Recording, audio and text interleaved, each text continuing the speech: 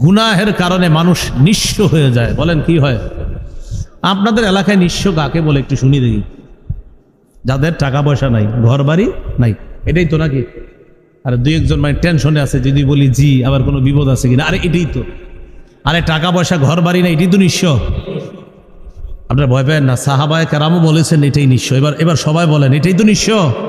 আচ্ছা, মুসলিম শরীফের 2581 নাম্বার হাদিস। ক্বালা রাসূলুল্লাহ সাল্লাল্লাহু আলাইহি ওয়াসাল্লাম আতাদরুনা মাল মুফলিস? ক্বালু আল মুফলিসু ফিনা মান লা দিরহাম লাহু ওয়ালা মাতা। সাহাবাদেরকে আল্লাহ রাসূল প্রশ্ন করলেন, সাহাবীদের দল, তোমাদের মধ্যে নিঃস্ব কারা? আমি তোমাদের কাছে জানতে চাই।